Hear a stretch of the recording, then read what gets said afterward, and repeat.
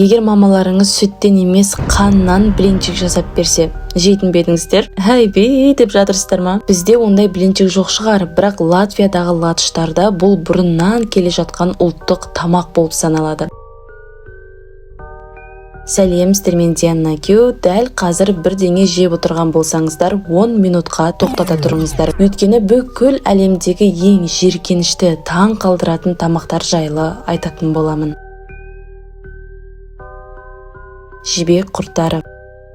Малайзияның мына жібек құрттары қазір бізге жиіркенішті болып тұрғанымен өте пайдалы тамақ екен. Көбінесе оларды қуырып немесе қайнатып жейді, бірақ кейбір біртүрлі вкусы бар адамдар тірідей жей береді. Әсіресе ішкілікке закуска ретінде қолданғанды көбісі жақсы көреді екен. Ал енді жібек құрт көбелекке айналмай жатып, мынандай қалыпқа келеді ғой, адамдар оны да пісіріп сыртымен қосып жей береді. Жеген адамдардың айтуы бойынша иісі деген керемет екен, ал сыртынан қытырлап тұрғаны вообще күшті деп жатады. Тіпті консервант түрінде де әжептәуір көп сатылады. Бірақ кейбір жылдары оларды көшеде, магазиндерде сатуға запрет жасаған екен. Өйткені туристер келіп, құрттарды адамдар жеп жатқанын көріп, құсып жібергендері де көп болған деседі. Бірақ енді қазір Малайзияда да, Кореяда да бұл жібек құрттарын почти барлық жерден табуға болады. Дәмді болса дәмді шығар, бірақ сонда да аулақ жүргенім жақсы.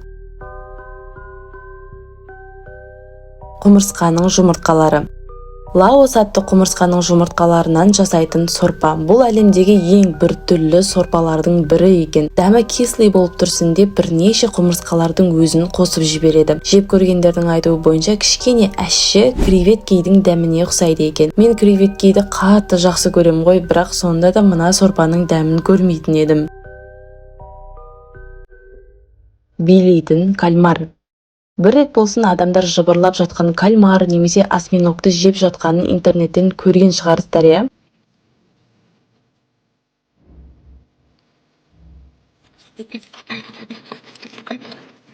Біз мына жақта бей деп жатсақ, бұл тамақ япондықтар үшін ойбой қымбат деликатес болып саналады ғой. Кальмардың басын тірідей кесіп, пісірмей тек құйрық жағын ғана тамақтың бетіне қойып береді де, кейін үстінен соевый соус құйған соң реакция беріп кальмар осылай билей бастайды. Туылмаған балапанды жеу.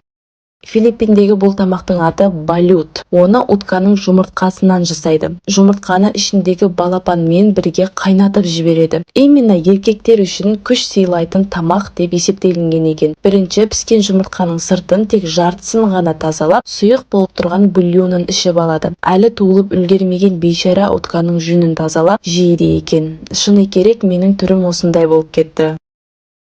Қытырлақ өрмекші.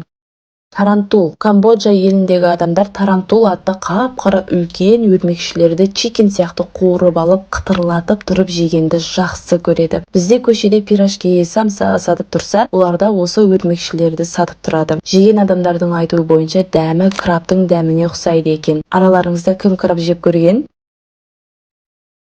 Құрттап кеткен сыр. Бұл құрттап кеткен сырдың аты касу марсу екен. Свежий сырға шыбынның ұрығын салып жібереді. Сонымен олар құртқа айналып, сырды жей бастайды екен. Сонымен сыр жұмсақ әрі крем сияқты болады. Адамдар бұндай сырды сол жыбырлап жүрген құртпен бірге нанға жағып жейді екен. Бірдеңе айтсам, қазір вообще таң қаласыздар. Құрттар 15 сантиметрге секіре алады. Сол үшін де адамдар сырды аузына салып жатқанда көздерін жұмып алады екен. Құрт көзге кіріп кетпесін деп. Мұсылман болып Қазақстанда туылғаныма рахмет.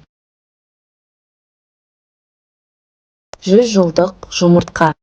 100 жылдан бері тұра берген піскен жұмыртқа Қытайда өте қымбат деликатес болып саналады. Қайнап піскен жұмыртқаның сыртын тазалап, оны лаймен, қураған шөппен, тұз сеуіп бірнеше айға қаптап қояды. Соның әсерінен жұмыртқаның сарысы жасыл болып қалады екен. В общем, вкусы біртүрлі адамдарға ұнайды екен әйтеуір.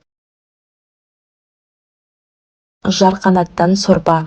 Палау атты елде түнде ұшатын жарқанаттан сорпа жасап ішеді. Оларды кокос сүтіне көп приправалар қосып бірнеше сағат қайнатып қояды екен. Сіздер даже таңдай аласыздар, еркек жарқанат жейсіздер ме, әлде ұрғашы ма? Кім қайсысын жейтін еді? Вообще-то коронавирустың осы жарқанат сорпасынан пайда болғанын білесіздер ме? Қой. Бұл сүйкімді жануарларды теңіз шошқасы дейді екен. Бірінші оларды арнайы фермада өсіріп алып, кейін ошақта немесе қазанда пісіріп алады да осындай жиіркенішті етіп адамдарға жеу үшін береді. Хаггис. Хаги? Жоқ, хаггис. Бұл почти біздің әсіпке ұқсайды, тек дайындалуы сәл басқаша. Қойдың жүрек, бауыр өкпелерін пісіріп, пиязбен қосып езіп, енді біздің әсіптен ерекше жері манная каша мен лимонный сок қосып жібереді екен. Ішекке салып пісіріп жатқан суға алкоголь да қосылады. Бұл бүгінгі роликтегі ең нормальный деген тамақ болды ау, иә? Сіздерге точно ұнайтын жаңадан ашылған YouTube канал жайлы айтайын. Мамасы Айнұр мен қызы Адель екеуі керемет қызық видео салып жатыр. Мысалы, мына видеода екеуі супермаркетке барып түрлі түсті распаковка жасады. Екеуі бір-біріне пранк жасап, алғашқы видеоларының өзі керемет шыққан. YouTubeға кіріп Адель Айнура деп жазыңыздар, немесе описаниеде ссылка тұр, сол арқылы өте беріңіздер. Тіркеліп алыңыздар, 1000 подписчикке жеткізіп тастайық. Менің подписчиктерім сила ғой. Лайдан нан жасау. Бұл печеньелерді лай мен су қосып жасайды. Егер адамдардың жолы болса, сары май мен кішкене көкөніс те қосып жібереді. Бұл печеньелерді халық ашаршылық кезде қарындары қатты ашып, не жерін білмей ойлап тапқан екен. Қазір ондай ашаршылық болмаса да, уже біздің бешбармақ сияқты бұл да ұлттық тағам болып кеткен. Лайды күннің астына бір күнге жайып қояды екен, сомен дайын базарға апарып сата береді. Айбей деп айта алмаймыз ау, өйткені біздің кесектен кішкене таза болуы да мүмкін. Чипсы. Иә, чипсы. Бізде чипсыдың түрлері көп қой, бірақ Қытайдағы чипсыдың түрлері деген. Лимонный шайдың дәмімен чипсы жеп көргілеріңіз келе ме? Балық сорпасының дәмімен ше?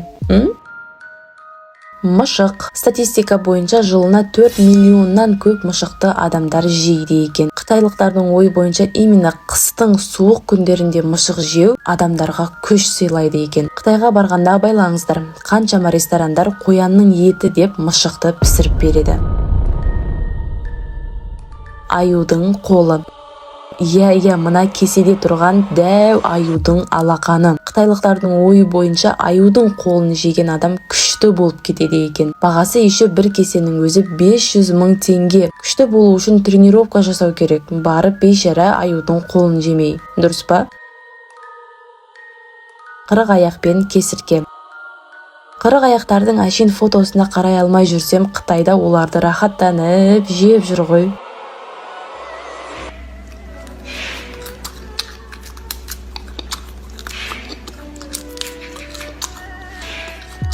Енді кесіртке. Иә, көшеде кесірткелерді осылай қуырып сатып тұрады. Тіпті ғалымдар дәлелдеген факт, кесіртке тамақ ауруларын емдейді екен. Енді тамақтарыңыз ауырып қалса, кесіртке қуырып жеңіздер. Мақұл? Мегамоллюск. Бұл көрінісі біртүрлі теңіздің тұрғыны буйдак деп аталады екен. Оны жердің астынан аулап алғанда ішінде су толып тұрады. Жеуден алдын судың бәрін шығарып алмасаңыздар, мына қыз сияқты боласыздар.